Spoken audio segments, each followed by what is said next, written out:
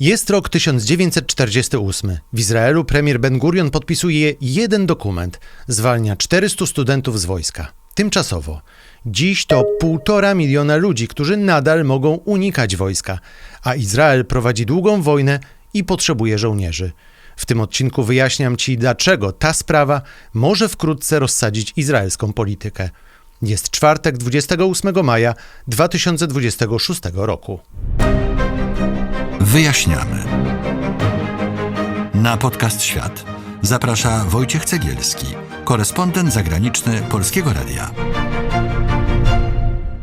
Wyobraź sobie, że 15% Polaków nie płaci ZUS-u, nie idzie do wojska, bo modli się za resztę. I że każdy rząd od 70 lat im to finansuje. To nie jest science fiction. To jest Izrael 2026. W Izraelu obowiązkowa służba wojskowa dotyczy większości żydowskich obywateli, mężczyzn i kobiet. Są wyjątki, są osobne zasady dla Arabów izraelskich, ale oś dzisiejszej historii jest inna. Ultraortodoksyjni mężczyźni studiujący w jesziwach przez dekady korzystali z odroczeń albo zwolnień. Ultraortodoksi, po hebrajsku haredim, to społeczność żyjąca według bardzo surowych norm religijnych. Dla wielu z nich studiowanie Tory nie jest hobby, to jest obowiązek życia. 2 lata temu izraelski Sąd Najwyższy uznał jednak, że państwo nie może dalej utrzymywać masowego wyjątku bez jasnej podstawy prawnej. Ultraortodoksi protestują, a ich partie chcą ustawy, która ochroni ich świat jesziwy, a rząd Netanyahu wisi właśnie na takich partiach. W ostatnich dniach Kneset zrobił kolejny krok w stronę wcześniejszych wyborów, ale najważniejsze nie jest samo głosowanie. Najważniejsze jest pytanie, czy Izrael może prowadzić długą wojnę jako państwo, w którym obowiązek obrony nie działa równo dla wszystkich. Na powierzchni mamy zwykły kryzys polityczny. Jest rząd, jest koalicja, są partie, które grożą wyjściem. Jest Kneset, czyli izraelski parlament. Jest projekt rozwiązania tego parlamentu i rozmowy o wcześniejszych wyborach. No ale pod spodem nie chodzi o jeden manewr parlamentarny. Chodzi o pobór do wojska. Partie ultraortodoksyjne mówią Netanyahu w uproszczeniu tak: masz ochronić naszych studentów jesziw przed poborem. Część pozostałych polityków odpowiada: jak mamy to wytłumaczyć rezerwistom, którzy właśnie kolejny raz idą na front i są zwyczajnie zmęczeni wojnami? A armia mówi jeszcze coś prostszego: potrzebujemy ludzi. I tu trzeba od razu usunąć jedną minę. To nie są jeszcze formalnie rozpisane wybory, przynajmniej w chwili, gdy nagrywam ten odcinek. Premier Netanyahu znów balansuje na granicy, ale nie musi jeszcze stracić władzy, bo w polityce może się wiele wydarzyć. Ale sam fakt, że spór o pobór ultraortodoksów pcha parlament w stronę nowych wyborów, mówi bardzo dużo.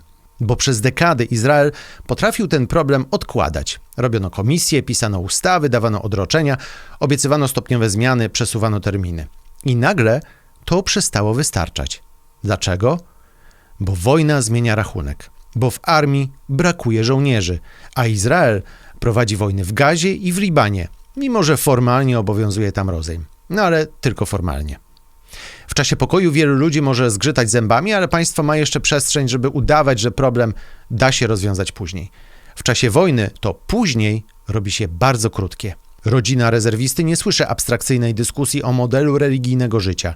Słyszy pytanie: dlaczego mój syn jedzie, a twój nie? I to jest pierwszy klucz do tego odcinka. Spór o ultraortodoksów nie wybuchł dlatego, że Izrael nagle odkrył, że oni istnieją. Wybuchł, bo stary wyjątek zderzył się z nowym kosztem wojny. Żeby to zrozumieć, trzeba cofnąć się do początku państwa Izrael. Jest rok 1948. Nowe państwo powstaje krótko po zakończeniu II wojny światowej, kiedy pamięć o Holokauście jest bardzo żywa. Dla Żydów to nie jest tylko nowa granica na mapie. To jest próba zbudowania miejsca, w którym po katastrofie da się odtworzyć życie polityczne, społeczne, no i przede wszystkim religijne. I wtedy pojawia się kompromis. Ówczesny premier David Ben-Gurion zgadza się zwolnić z wojska około 400 studentów jesziw. Jesziwa to religijna szkoła. Dorośli mężczyźni studiują tam teksty judaizmu. Torę, Talmud, komentarze rabiniczne. To jest świat skupiony wokół nauki religijnej, modlitwy, wspólnoty i autorytetu rabinów. W 1948 roku taki wyjątek miał sens w logice tamtego czasu. Po zagładzie zniszczony został wielki kawałek świata żydowskiej nauki religijnej w Europie. Izrael chciał odbudować państwo, ale część liderów religijnych chciała też odbudować świat jesziw. To nie zaczęło się jako gigantyczny przywilej dla wielkiej grupy. To zaczęło się jako mały kompromis dla ludzi, którzy mieli odbudowywać religijną ciągłość po katastrofie. Problem polega na tym, że rok 1948 był dawno temu. Od tego czasu społeczeństwo izraelskie urosło, zmieniło się, a taki mały wyjątek sprzed lat stał się częścią polityki i liczba osób zwolnionych z wojska nagle przestała być mała. Ultraortodoksi to dziś niemal 1,5 miliona ludzi, około 13% społeczeństwa Izraela. W dekadę ta społeczność urosła o około połowę, czyli wyjątek przestał już być wyjątkiem dla kilkuset studentów. Stał się całym systemem dla dużej i szybko rosnącej społeczności. Dlaczego szybko rosnącej? Bo ultraortodoksi mają najwięcej dzieci, a dzieci ultraortodoksów już z samego urodzenia także są ultraortodoksami. I tu jest pierwszy zwrot. Problem nie polega na tym, że w 1948 roku Izrael zwolnił 400 studentów. Problem polega na tym, że państwo przez lata nie odpowiedziało uczciwie na pytanie, co robimy, kiedy z kilkuset osób robią się dziesiątki tysięcy młodych mężczyzn w wieku poborowym. Można powiedzieć, no dobrze, ale dlaczego w zasadzie oni nie chcą służyć? Czy chodzi tylko o to, żeby uniknąć wojska? Otóż dla wielu Haredim armia nie jest tylko armią. Armia jest bramą do innego świata. Wyobraźmy sobie młodego chłopaka z ultraortodoksyjnej rodziny. Od dziecka żyje w środowisku, w którym rytm dnia wyznacza religia. Szkoła, modlitwa, rodzina, rabin, wspólnota. Internet bywa ograniczony, kontakt ze świeckim światem bywa kontrolowany. Autorytetem nie jest państwowy dowódca czy polityk, tylko rabin. I teraz państwo mówi, pójdziesz do armii. Dla świeckiego Izraelczyka armia może być normalnym etapem dorosłości. Trudnym, niebezpiecznym, ale wpisanym w życie państwa. Dla wielu ultraortodoksów armia jest ryzykiem, że syn wróci inny, inaczej ubrany, z innymi znajomymi, z innymi normami, z innym stosunkiem do rabina, z innym telefonem w kieszeni i innymi pytaniami w głowie. I tu pojawia się hebrajskie pojęcie Torato umanuto. W prostym tłumaczeniu Tora jest zawodem, czyli studiowanie religii nie jest dodatkiem do życia, nie jest zajęciem po godzinach, jest głównym obowiązkiem. Dla tej społeczności człowiek, który studiuje Torę, wykonuje służbę wobec narodu na swój sposób. Dla wielu świeckich widzów brzmi to jak unik. Dla Haredim to jest realny język obowiązku. I teraz ważne, nie wszyscy ultraortodoksi są tacy sami. Część pracuje, część służy. Są programy, które próbują łączyć służbę z religijnym stylem życia. Są też Haredim, którzy chcą większego kontaktu z państwem i rynkiem pracy. Ale polityczny rdzeń tej sprawy jest twardy. Przywódcy ultraortodoksyjni boją się, że pobór osłabi świat jesziw, a razem z nim osłabi autorytet rabinów, osobny model życia i kontrolę wspólnoty nad młodymi mężczyznami. Dlatego hasło "oni po prostu nie chcą iść do wojska" nie jest zgodne z prawdą. Oni się bronią swojej granicy. Po jednej stronie jest państwo, armia, świeckie normy, mieszane społeczeństwo, hierarchia wojskowa. Po drugiej stronie jest jesziwa, rabin, rodzina, wspólnota i przekonanie, że studiowanie Tory chroni Izrael duchowo. Można się z tym nie zgadzać, można uważać, że państwo ma prawo wymagać służby. No ale żeby zrozumieć siłę oporu, trzeba zobaczyć, że dla wielu Haredim pobór nie jest tylko kartką z wojska. Jest wejściem państwa do ich domu. I dopiero wtedy widać, dlaczego każda ustawa poborowa zamienia się w kryzys polityczny. Bo dla świeckich Izraelczyków to pytanie brzmi, dlaczego oni nie służą? Dla ultraortodoksów to pytanie brzmi, czy państwo ma prawo zabrać naszych synów z jesziwy i oddać im armii? Dwa światy używają innych słów, ale zdarzają się od tego samego 18-latka. Teraz przejdźmy na drugą stronę, na stronę Izraelczyków, którzy mają dość. Izrael jest państwem, w którym armia jest częścią umowy społecznej. To nie jest tylko instytucja gdzieś za płotem. To jest doświadczenie rodzinne, zawodowe, polityczne i emocjonalne. Ktoś idzie do służby zasadniczej, ktoś wraca do rezerwy, ktoś zamyka firmę na kilka tygodni albo miesięcy, ktoś zostawia dzieci, wraca ranny, ktoś nie wraca. Dla Izraela to wymierny koszt. Młodzież idzie do wojska na 2 lata, a czasem dłużej, a rezerwista, powiedzmy 30-latek, 40-latek, ma już swoją firmę i jeśli dostanie wezwanie, to musi tę firmę zamknąć albo zawiesić.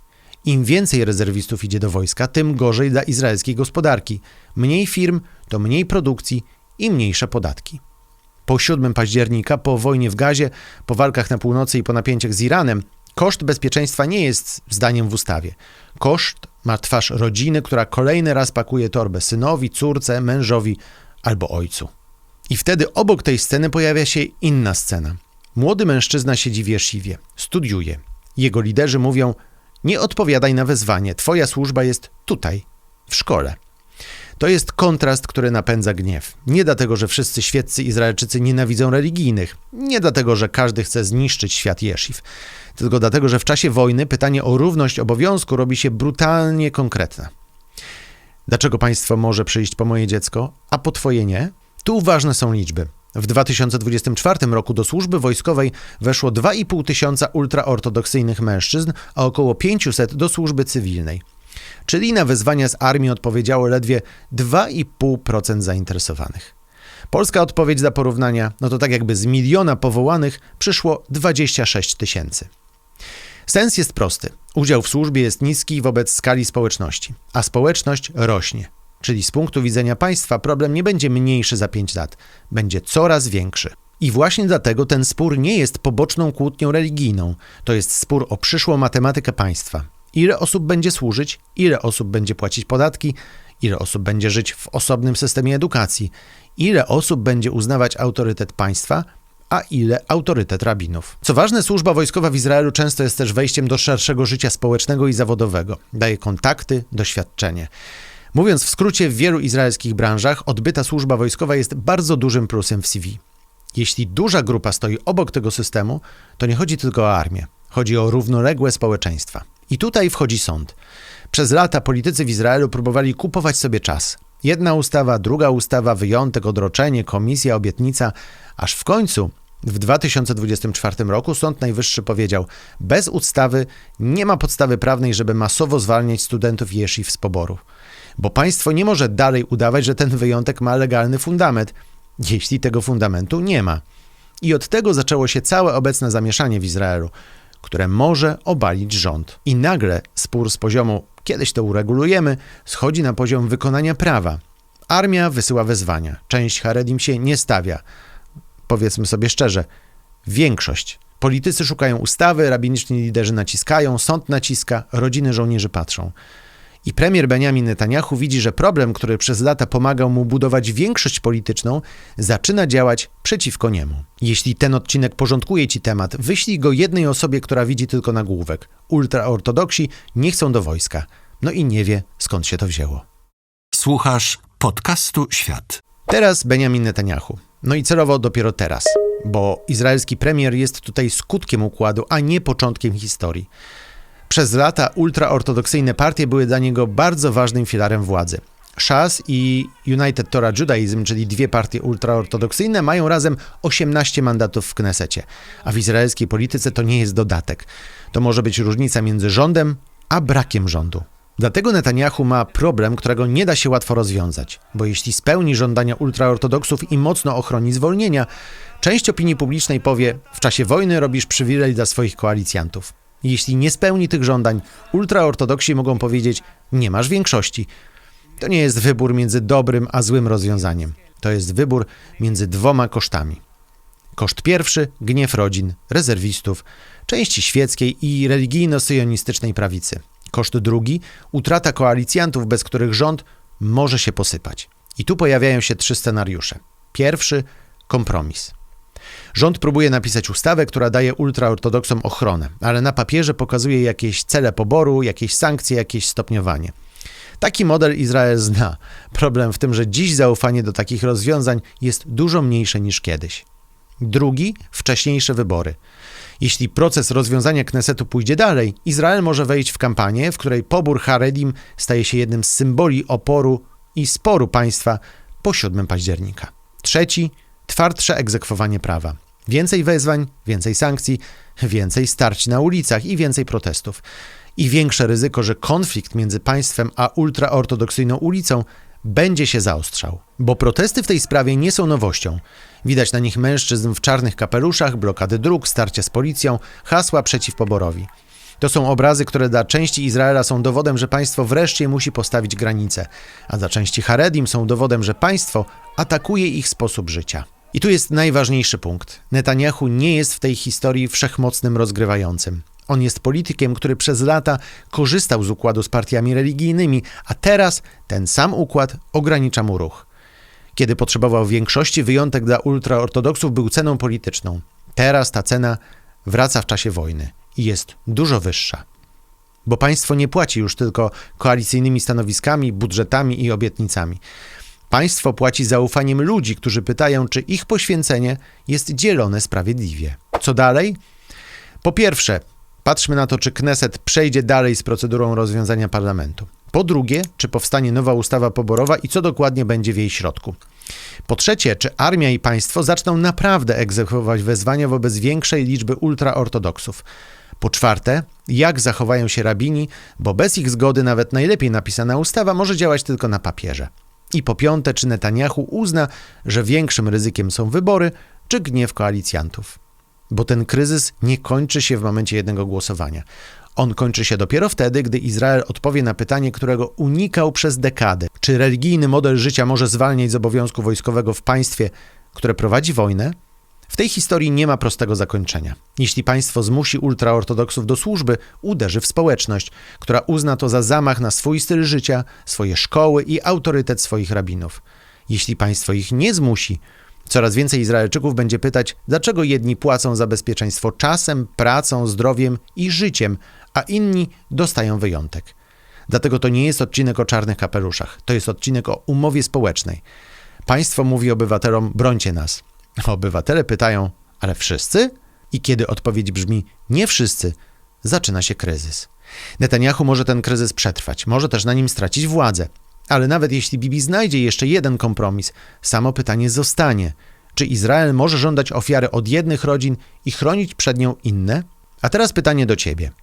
Czy państwo w czasie wojny ma prawo powiedzieć jednej grupie, wasz styl życia jest ważny, ale obowiązek służby jest ważniejszy? Napisz w komentarzu tak lub nie. Jeśli chcesz, żeby więcej osób rozumiało takie sprawy bez krzyku i bez prostych etykiet, subskrybuj podcast Świat i podaj ten odcinek dalej. A jeśli chcesz lepiej zrozumieć, jak wojna po 7 października zmieniła izraelską politykę, zobacz też nasz odcinek o innym izraelskim polityku, który przez lata był na marginesie, a teraz zrobił cały kraj swoim zakładnikiem. Link do tego odcinka znajdziesz teraz na górze ekranu. To był podcast Świat, najlepsze miejsce w polskim internecie, gdzie pokazujemy świat, geopolitykę i to, czego nie zobaczysz w mediach. Jeśli takie odcinki pomagają ci zrozumieć świat, subskrybuj nas i powiedz o nas swoim znajomym. Jesteśmy też na Instagramie, TikToku i Facebooku. Tam wrzucamy szybkie newsy i aktualizacje. Wojciech Cegielski, dziękuję za uwagę i do zobaczenia. To był podcast Świat. Do usłyszenia w kolejnym odcinku.